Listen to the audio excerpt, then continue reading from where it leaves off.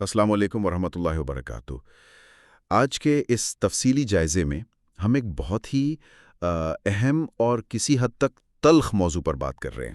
ہم آج کل کے سیاسی، معاشی اور سماجی حالات کے حوالے سے گردش کرنے والے ایک انتہائی سخت بیانیے کو سمجھنے کی کوشش کریں گے۔ مطلب ایک ایسا بیانیہ جس میں شدید غصہ بھی ہے، مایوسی بھی، اور چند ایسے سنگین دعوے بھی ہیں جو براہ راست ملکی اشرافیہ اور مقتدر حلقوں کو نشانہ بناتے ہیں۔ بالکل، اور اس سے پہلے کہ ہم مزید آگے بڑھیں، یہ واضح کرنا بہت ضروری ہے کہ ہم آج جن خیالات اور دعووں کا تجزیہ کر رہے ہیں وہ انتہائی حساس نوعیت کے ہیں۔ ہماری گفتگو کا مقصد قطعاً ان خیالات کی تائید یا تردید کرنا نہیں ہے، بلکہ ہم مکمل طور پر غیر جانبدار رہ کر صرف اس بیانیے کی بند کو سمجھنے کی کوشش کر رہے ہیں نا۔ مطلب یہ سمجھنا کہ یہ بیانیہ کن بنیادوں پر کھڑا کیا گیا ہے۔ جی بالکل، ایک معروضی تجزیے کے طور پر ہم صرف ان دلائل کا جائزہ لیں گے تاکہ یہ سمجھا جا سکے کہ معلومات کے اس دور میں رائے عامہ پر کس قسم کے خیالات اثر انداز ہو رہے ہیں۔ ہم کسی بھی سیاسی یا ریاستی موقف کی نہ تو وکالت کر رہے ہیں اور نہ ہی مخالفت۔ تو چلیں اس بات کو کھولتے ہیں۔ اس بیانیے کی شروعات ہی میں جس طبقے پر سب سے پہلے اور سب سے سخت وار کیا گیا ہے وہ ہمارے علماء ہیں۔ دعویٰ یہ کیا جا رہا ہے کہ معاشرے میں جو کچھ ہو رہا ہے اس پر علماء کی ایک بڑی اکثریت مکمل خاموش ہے۔ اور اس خاموشی کی وجہ بڑی چبھنے والی بتائی گئی ہے۔ مطلب یہ کہا جا رہا ہے کہ انہوں نے اپنے مفادات کی خاطر ایک طرح کی خاموشی کی تجارت شروع کر رکھی ہے، یعنی حق بات نہ کہنے کے عوض انہیں کچھ مراعات مل رہی ہیں۔ بالکل، اور اس وفاداری کو واضح کرنے کے لیے ایک انتہائی سخت مثال بھی استعمال کی گئی ہے جس میں ایک مخصوص قسم کی اندھی وفاداری کا ذکر ہے۔ یہ سن کر اندازہ ہوتا ہے کہ یہ بیانیہ کس قدر شدید غصے میں ہے کہ معاشرے کا وہ طبقہ جس کا کام رہنمائی کرنا تھا وہ مصلحت کا شکار ہو چکا ہے۔ دیکھیں، جب روایتی آوازیں خاموش ہو جاتی ہیں تو رد عمل سوشل میڈیا کے ذریعے سامنے آتا ہے۔ اسی تناظر میں ایک مولانا صاحب کی ٹک ٹاک پر وائرل ہونے والی ویڈیو کا حوالہ بھی دیا جاتا ہے جس میں آرمی چیف کے لیے انتہائی سخت الفاظ استعمال کیے گئے تھے۔ صحیح، تو اس واقعے کو ایک ثبوت کے طور پہ پیش کیا جاتا ہے کہ جب اوپر سے خاموشی مسلط کی جاتی ہے تو نیچے سے اس طرح کے غیر متوقع اور شدید رد عمل جنم لیتے ہیں۔ اور بات صرف مقامی قیادت تک محدود نہیں رکھی گئی بلکہ اس پوری صورتحال کو ایک بہت بڑے عالمی منظرنامے سے جوڑا گیا ہے۔ جی ہاں، یہ سنگین دعویٰ کیا گیا ہے کہ موجودہ قیادت دراصل براہ راست امریکی اثر و رسوخ اور خاص طور پر ڈونلڈ ٹرمپ کے زیر اثر کام کر رہی ہے۔ یہ زاویہ واقعی بہت بڑا ہے۔ مطلب کہا یہ جا رہا ہے کہ انہیں اقتدار میں لانے والے بھی وہی بیرونی عناصر ہیں اور ان کے قائم رہنے کا انحصار بھی اسی آشیرواد پر ہے۔ یعنی تاثر یہ دیا جا رہا ہے کہ اگر یہ قیادت ٹرمپ جیسے عالمی رہنماؤں کو خوش رکھتی ہے تو انہیں اندرونی طور پر عوام کو دبانے یا من مانی کرنے کا ایک طرح کا بلینک چیک مل جاتا ہے۔ کوئی ان سے یہ نہیں پوچھتا کہ ملک کے اندر کیا ہو رہا ہے۔ بالکل، اور حیرت کے بات یہ ہے کہ اس موجودہ صورتحال کو سمجھانے کے لیے ماضی کی تاریخ کا سہارا لیا گیا ہے۔ سابق صدر پرویز مشرف کے دور کی مثال دی گئی ہے کہ کس طرح انہوں نے بھی امریکہ کو خوش کرنے کے لیے مبینہ طور پر وہ سب کیا جس سے ملک کو نقصان پہنچا۔ اگر ہم اسے بڑی تصویر کے ساتھ جوڑیں تو ایک اور بہت اہم اور تلخ تاریخی موازنہ کیا گیا ہے۔ ایوب خان کے دور کا نا؟ جی ہاں، ایوب خان کا۔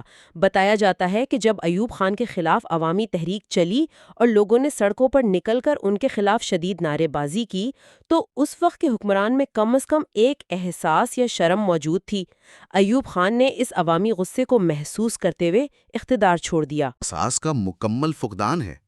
مطلب جب آج ان پر تنقید ہوتی ہے تو وہ شرمندہ ہونے یا پیچھے ہٹنے کے بجائے الٹا عوام پر مزید سختی کرنے لگتے ہیں۔ بالکل، یہی وہ بیانیہ ہے جو یہ ثابت کرنے کی کوشش کر رہا ہے کہ موجودہ حکمران اور عوام کے درمیان اب کوئی اخلاقی رشتہ باقی نہیں رہا۔ اور اسی تناظر میں خواجہ آصف کے اس مبینہ بیان کا حوالہ دیا گیا ہے جس میں انہوں نے کہا تھا کہ ہم امریکہ کے بغیر نہیں چل سکتے۔ یہ ایک زبردست تضاد سامنے لاتا ہے۔ ایک طرف ہم دن رات یہ دعویٰ کرتے ہیں کہ ہم ایک ایٹمی طاقت ہیں اور دوسری طرف ہماری سیاسی قیادت کے بیانات اتنی خوفزدہ ذہنیت کی عکاسی کرتے ہیں۔ یہ واقعی ایک بڑا سوال اٹھاتا ہے کہ ایک ایٹمی ملک اتنی شدید احساس کمتری اور بیرونی محتاجی کا شکار کیسے ہو سکتا ہے۔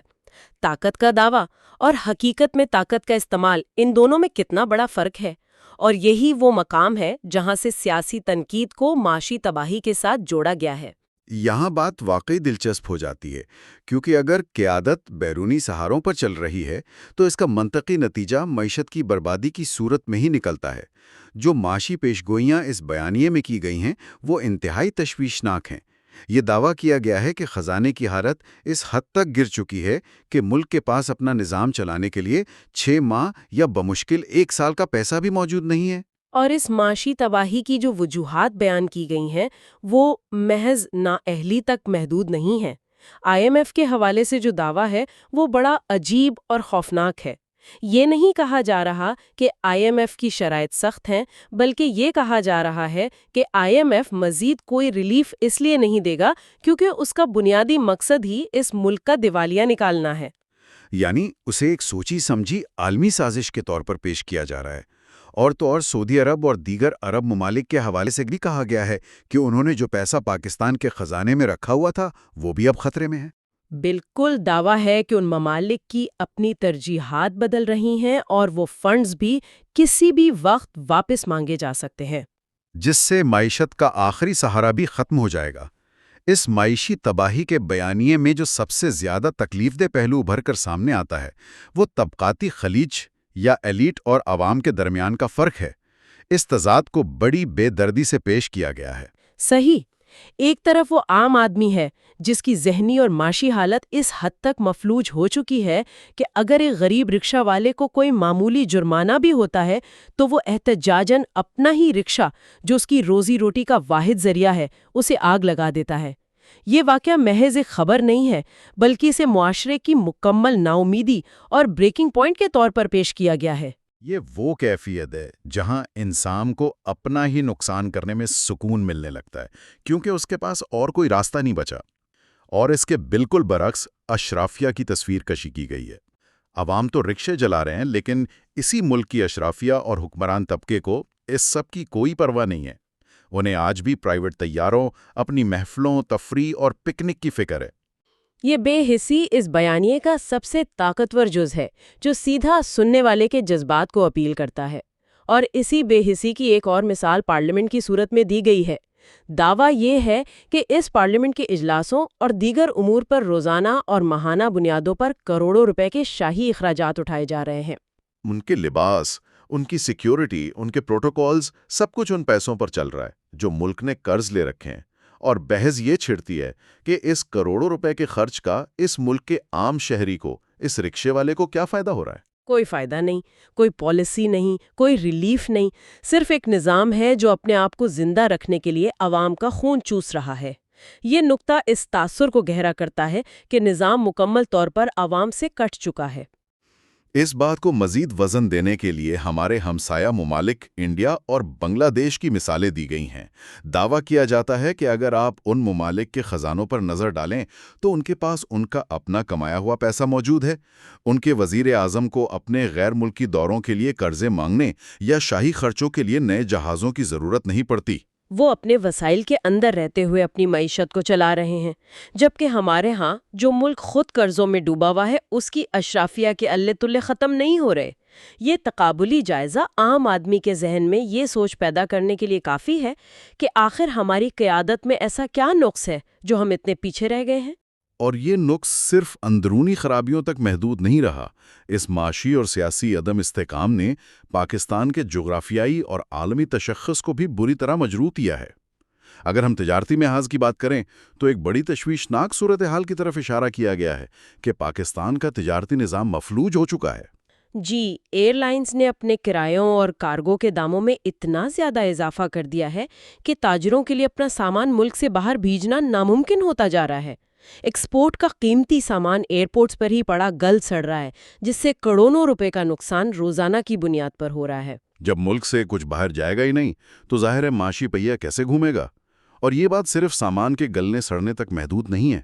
انسانوں کی بے بسی کی بھی ایک لرزہ خیز تصویر پیش کی گئی ہے۔ دعویٰ یہ کیا گیا ہے کہ تقریباً 30,000 کے قریب پاکستانی جو روزگار کی تلاش میں بیرون ملک گئے تھے وہ اس وقت دبئی، ابوظہبی اور دیگر عرب ممالک کے ایئرپورٹس پر پھنسے ہوئے ہیں۔ ان کے پاس ٹریول کرنے کے ذرائع نہیں ہیں، کام بند ہو چکے ہیں اور انہیں وہاں سے نکالنے کا کوئی واضح خاکہ حکومت کے پاس نہیں ہے۔ ذرا سوچیں کہ یہ وہ لوگ ہیں جو باہر سے پیسے بھیجتے تھے، جن کی ترسیلات زر ہمارے ملک کی معیشت کے لیے آکسیجن کی حیثیت رکھتی تھی۔ اب وہ لائف لائن بھی رک گئی ہے۔ جب باہر سے پیسہ ہی نہیں آئے گا اور اندرون ملک کمائی کے ذرائع بند ہوں گے تو یہ بحران کتنا گہرا ہو سکتا ہے، اس کا صرف اندازہ ہی لگایا جا سکتا ہے۔ یہ دراصل ایک ایسا زنجیری عمل یا چین ری ایکشن ہے جو پورے سٹرکچر کو گرا دیتا ہے۔ جب آپ اندرونی طور پر اتنے کمزور ہو جاتے ہیں تو آپ کے بیرونی تعلقات اور بارڈرز پر بھی اس کا براہ راست اثر پڑتا ہے۔ دعویٰ یہ کیا جا رہا ہے کہ ہم نے اپنے تمام پڑوسیوں کے ساتھ تعلقات خراب کر لیے ہیں۔ افغانستان کے ساتھ بارڈر پر کشیدگی ہے، ایران کے بارڈر پر تناؤ ہے، اور ان سب کے بیچ گوادر جیسے بڑے اور کلیدی منصوبے جن پر ملک کی ترقی کی امیدیں وابستہ کی گئی تھیں وہ مبینہ طور پر مکمل تباہی کا شکار ہو چکے ہیں۔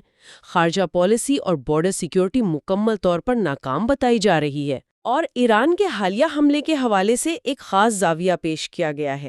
اسلامی اصولوں کا حوالہ دیتے ہوئے کہا گیا ہے کہ اسلام کا اصول ہے کہ پہلے کسی پر حملہ نہ کرو، لیکن اگر تم پر حملہ کیا جائے تو پھر اپنی پوری طاقت کے ساتھ اس کا جواب دو تاکہ دشمن کو دوبارہ ایسی جرأت نہ ہو۔ لیکن الزام یہ لگایا جاتا ہے کہ موجودہ حکومت کے اندر اتنی جرأت اور غیرت ہی موجود نہیں ہے کہ وہ اس اصول پر عمل کرتے ہوئے کسی جارحیت کا بھرپور اور منہ توڑ جواب دے سکیں۔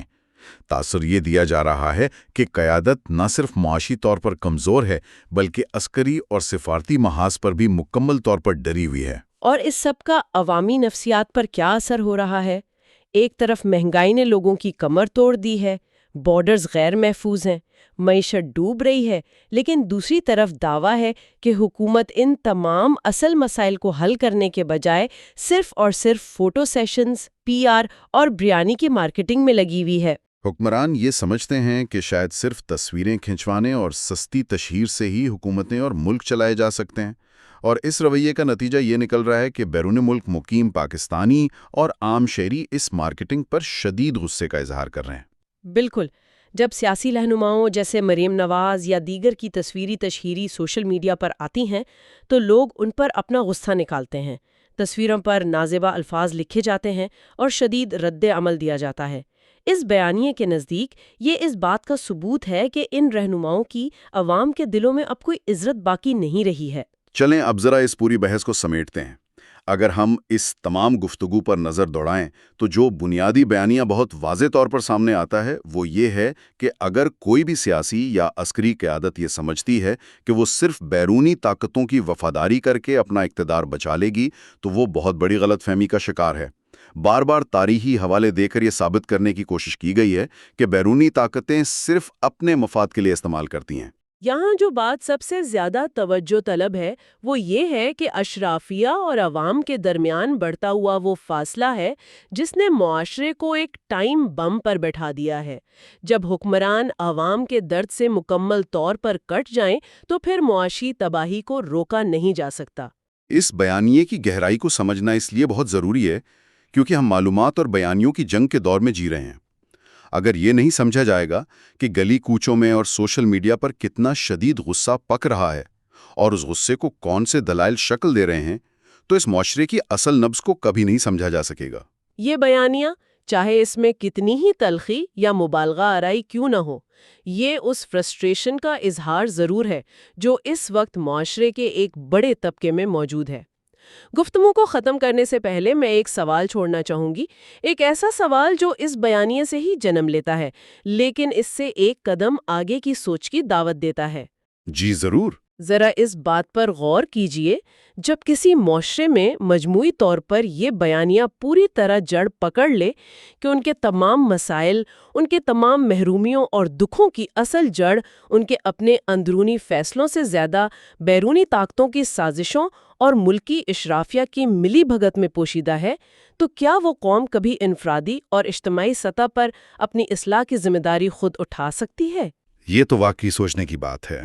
کیا لوگ کبھی اپنے رویوں، اپنی غلطیوں کا محاسبہ کریں گے، یا پھر وہ ہمیشہ خود کو مظلوم سمجھ کر محض ایک ایسے مسیحا کا انتظار کرتے رہیں گے جو اچانک آئے گا اور ان کے تمام مسائل حل کر دے گا؟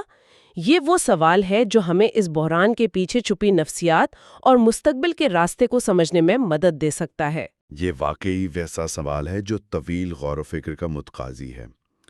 یہ تھا ہمارا آج کا تفصیلی جائزہ، جس میں ہم نے آپ کے سامنے موجودہ حالات کے حوالے سے گردش کرنے والے ایک انتہائی سخت بیانیے کے مختلف پہلوؤں کو رکھا۔ امید ہے کہ اس تفصیلی تجزیے سے اس پورے بیانیے کے مختلف زاویے اور اس میں چھپی عوامی نفسیات واضح ہوئی ہوگی۔ اور آخر میں، ویڈیو پسند آئے تو کامنٹ میں اپنا فیڈ بیک ضرور دیں، چینل کو سبسکرائب اور ویڈیو کو شیئر ضرور کریں تاکہ اگلی ویڈیو کا نوٹیفیکیشن بر وقت مل سکے۔ یوٹیوب چینل میسج آف اسلام۔ اپنا خیال رکھیے گا۔ اللہ حافظ۔